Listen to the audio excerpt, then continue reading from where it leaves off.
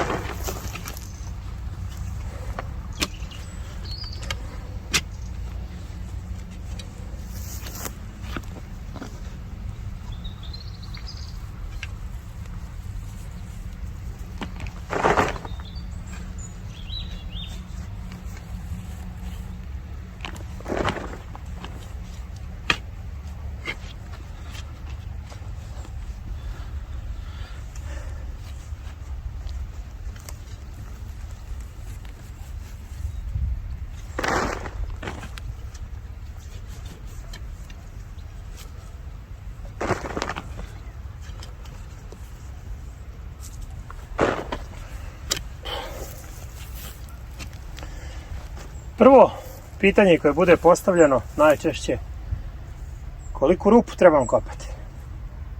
I onda se tu nađu neki podaci od veličina metar sa metar i 80 cm dubine, 60 puta 60, 60 dubine. Šta je poenta? Da mlada biljka kada počne rast ima što brži start. Da bi imala što brži start potrebno je da korijen brzo raste, a korijen će brže rasti u mekanom i dobro rastresitom zemljištu. I to jeste ideja svih tih velikih rupa.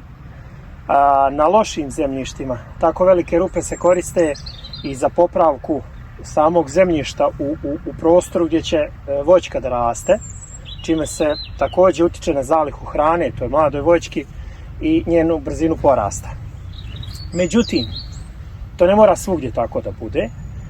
Tamo gdje se zemljište na bilo kakav način održava, malčiranjem, provjetravanjem i drugim načinima. Dovoljno je iskopati rupu nešto malo veću od korijenovog sistema koji posjeduje voćka i nakon toga dobro zatrpati. Evo. Iskopao sam rupu, nemam još ideju koliki je korijen i kakav treba. Poželjno je da rupa bude nešto malo dublja zbog đubrenja.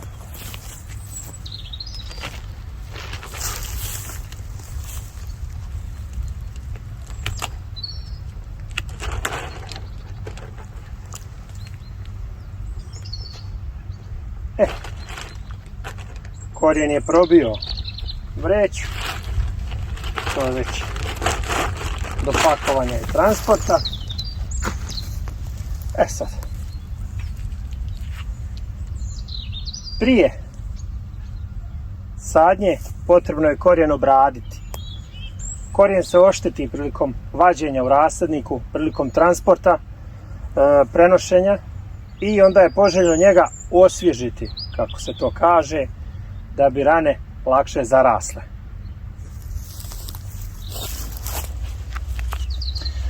Ovo je magriva, bar tako piše, generativna podloga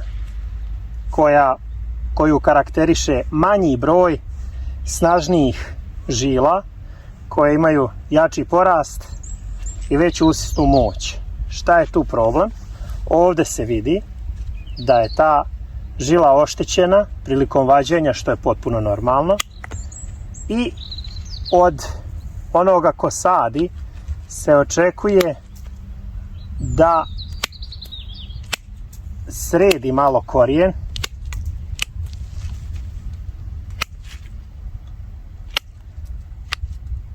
s ciljem lakše sadnje. Sve što je oštećeno poželjno je ukloniti. Korijen se sredi i smanji s ciljem lakše sadnje i bržeg zarastanja rana. Ova rana će brže zarasti kada je pravilnog oblika nego ona koja je nastala čupanjem iz zemlje. Ovaj korijen je sređen. Idemo dalje.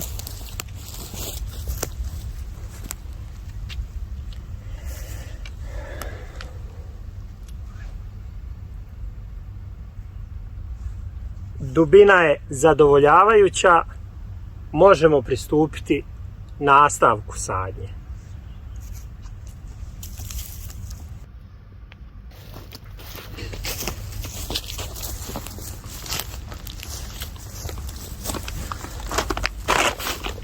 Neophodno je prije same sadnje malo pođubriti zemljište oko voćke i ispod voćke. I ovdje nije univerzalno pravilo.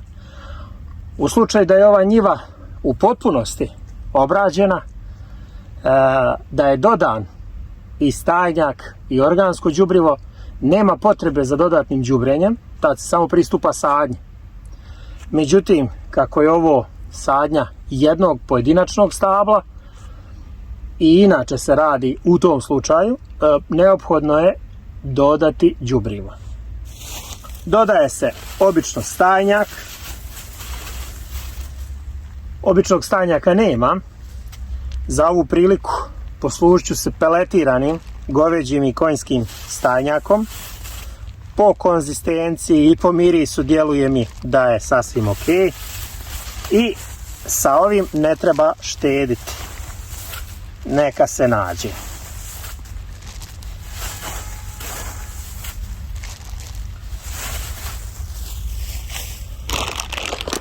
Uz stajnjak poželjno je dodati i mineralno đubrivo. S njim ne treba pretjerati, s njim se samo posoli. Kombinacija koja se koristi kod sadnje voćaka jeste ona koja ima veći sadržaj fosfora i kalijuma, a što manje azota. Bilo bi najbolje da azota uopšte nema, jer azot neće uspjeti da iskoristi u ovom momentu, dok fosfor i kalijum ostaju u zemljištu i čekaju da korijen dođe do njih da ih povuče u samu biljku.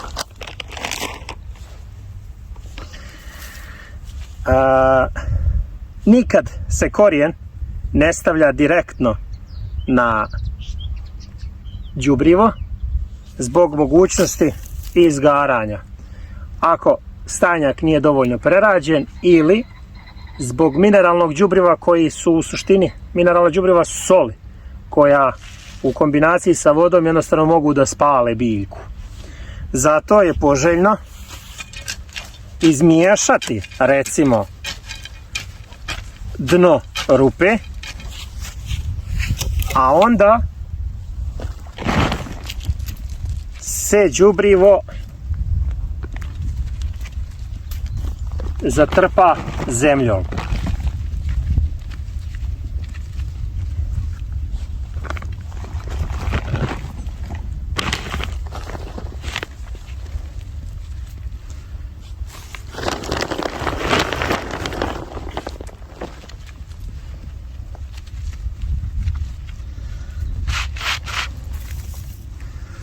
Sljedeće pitanje koje se postavlja jeste sama dubina sadnje voćke. I obično, često sam čuo da kažu da se sadnja vrši do spojnog mjesta. Što uopšte nije ni tačno ni preporučljivo. U slučaju kada se voćka posadi blizu spojnog mjesta može doći do zatrpavanja istoga i da nadzemni dio počne razvijati svoj korijen. Paralelno s tim podloga nastoji da razvije i nadzemni dio i tad za domaćina nastaju problemi, ali i za voćku. Neko opet kaže da je potrebno 5 do 10 cm. Nema univerzalnog pravila. Na ovoj podlozi generativnoj se veoma lako može uočiti korijenov vrat koji u stvari diktira dubinu sadnje. Šta je korijenov vrat? Korijenov vrat je dio debla koji se nalazi na prelazu između atmosfere i zemljišta i razlikuje se po promjeni boje. Konkretno, ova podloga je dosta prljava, ne može se uočiti prava boja. Međutim, ako se malo bolje zagleda, može se vidjeti razlika u boji dijela koji je bio pod zemljom i dijela koji je bio iznad zemlje. U međuvremenu, čupanjem, transportom, podloga je isprljana, to se ne uočava na prvu, plus bila je u vreći s ciljem da se sačuva vlažnost korijena, što je dobra stvar. I šta se tu dešava sad? Tamo gdje je bio korijenov vrat u rasadniku, poželjno je na tu dubinu zasaditi voćku. Ne dublje, može koji centimetar, kad kažem koji centimetar mislim na 3 ili 4 centimetra. Niti treba, niti se može više zasaditi. Dublja sadnja poteže veći stres biljke, sporiji rast i odlaganje plodonošenja, a domaćin ne zna šta je u pitanju. Znači, poželjno je pogledati gdje se nalazi korijenov vrat i voćku saditi na tu dubinu. Pretpostavljam, po promjeni boje, da je to ovdje. I to je ujedno i dio koji je slobodan od grana. Na nadzemnom dijelu se vide ožiljci od grana koje je podloga puštala. Znači ovdje. I ona bi trebala da bude zasađena na otprilike ovu dubinu. Zašto nije dobro da se orijentišemo spram spojnog mjesta? Zato što prilikom kalemljenja kalemar traži debljinu podloge koja najviše odgovara za kalemljenje u tom momentu. Kod jačih podloga spojno mjesto će biti na višem položaju jer odgovara i kalemaru, a i voćki. Kod slabijih podloga spojno mjesto će se naći niže. Tako da to pravilo 5 cm od spojnog mjesta nije da ne znači ništa, ali zanemaruje se korijenov vrat koji je u stvari pravi pokazatelj. Kod generativnih podloga, džanarke, divlje trešnje, magrive, vinogradarske breskve, može se veoma lako uočiti korijenov vrat, jer taj korijen je nastao iz sjemena, tačnije iz klicinog korijenka. Međutim, kod vegetativnih podloga korijen nastaje iz meristema i teže se uočava korijenov vrat, odnosno taj prijelaz. Taj korijenov vrat se zove lažni korijenov vrat i razlika je samo u tome da li je bio ispod zemlje ili iznad zemlje. Tu ga je malo teže naći. Ovdje, kad pogledam koliko duboko planiram da zasadim, vidim da trebam još dodati zemlje.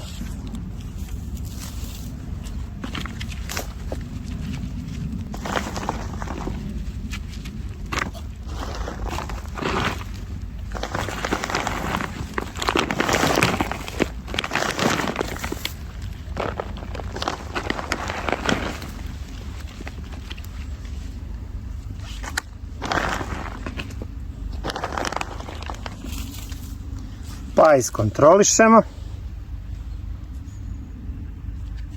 To je to otprilike. Sljedeće pitanje koje se nameće: na koju stranu se okreće spojno mjesto? Da li je to prema istoku, odakle se sunce rađa? Da li je to prema sjeveru, pa da vjetrovi koji duvaju ne mogu očenuti i otkinuti mladi kalem? Ili je to prema jugu, da bi rana nastala presjecanjem podloge bila zaštićena od ljetnog sunca? U suštini, zanimljiva pitanja i još zanimljiviji odgovore. Najjednostavniji odgovor je u suštini onaj najpraktičniji. Ova sadnica je relativno dobro kalemljena i plemka je fino rasla, ne vidi se puno krivina.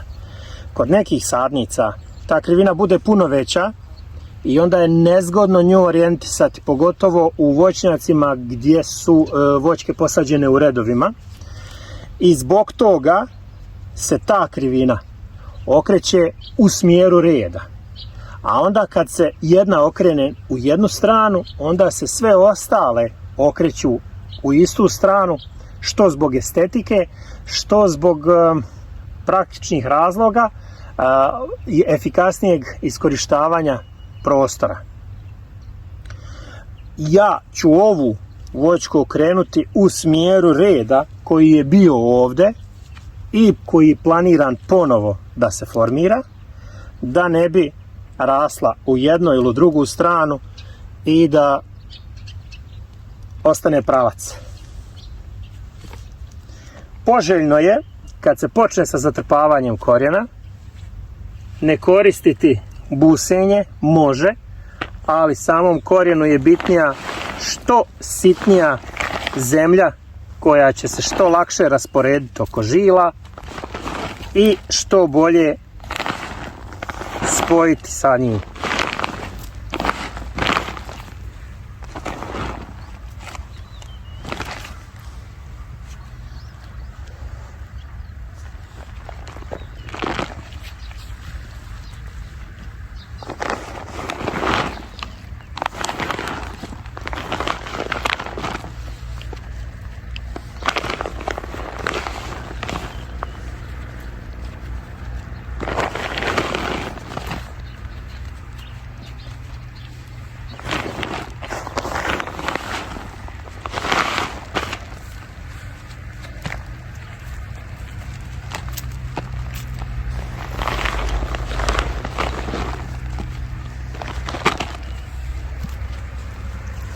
Tokom zatrpavanja poželjno je nagaziti zemlju oko sadnice da se taj kontakt što lakše ostvari. Nagažavanjem se usput i vrši korekcija pravca.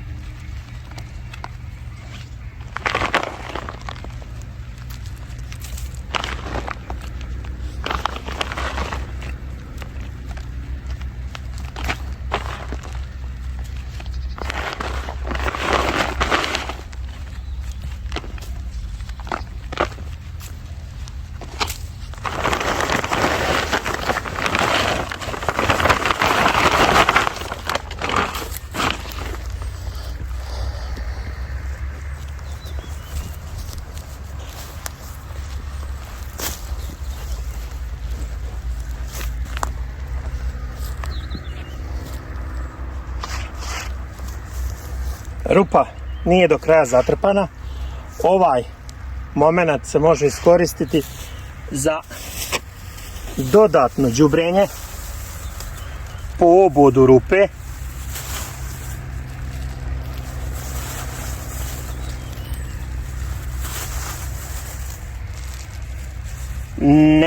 Nije preporučljivo da dođe u kontakt sa samom biljkom.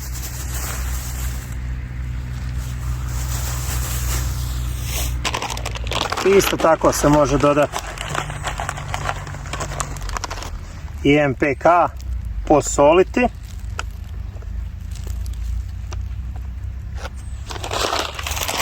A onda se završi zagrtanje. S obzirom da ja nemam dovoljno zemlje ovdje, poslužit ću se lokalnim krtičnjacima.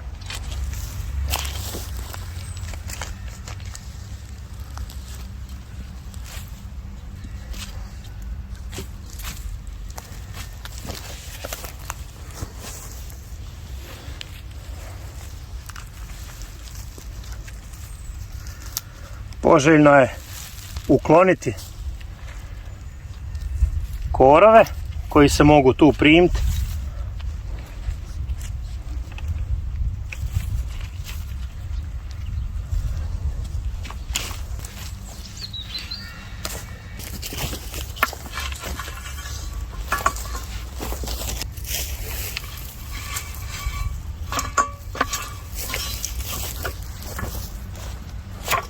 Zemljište se dodatno nataba.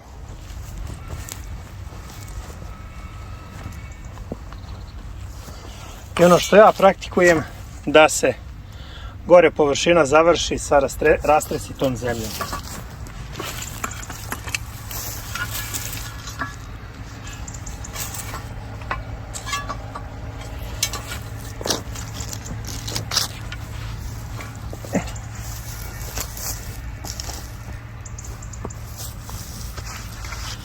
Voćka je zasađena.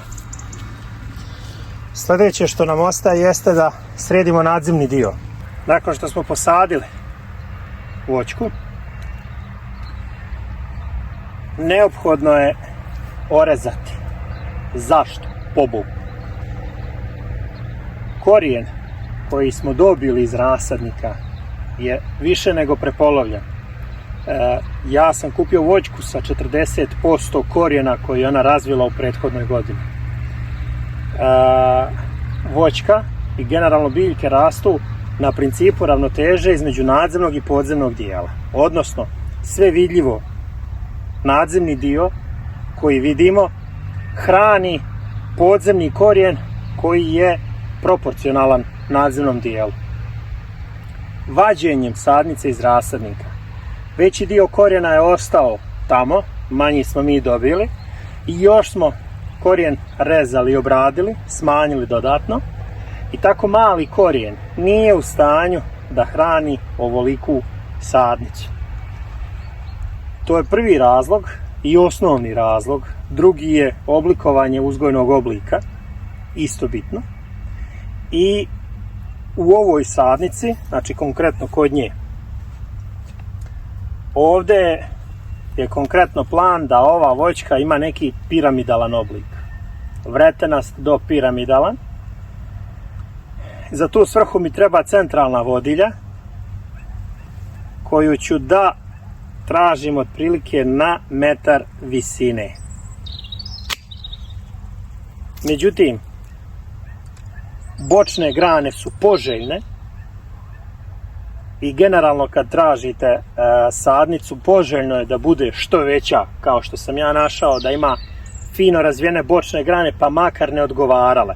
One u suštini pokazuju da je voćka rasla u dobrim uslovima, da je bilo brige o njoj i da ona ima potencijal da raste. To što meni nešto ne odgovara je manji problem, jer ta voćka će lako to da nadoknadi. Šta to znači? Znači da mi ova grana ne treba i nju ću da uklonim, ali s obzirom da je ovo trešnja, uklonit ću tako da ostavim pupoljke tu koji će dati sljedeće godine nove grane odatle. Isto to ću da uradim i sa preostale 3 grane, čime ja dobijam patrljak. Ovo je strašno šta izgleda, međutim, šta je ideja? Da sljedeće godine dobijem jak porast na sredini, na vrhu, koji će da produži samu voćku i krošnju, a u ovom dijelu ću da dobijem bočne grane. Također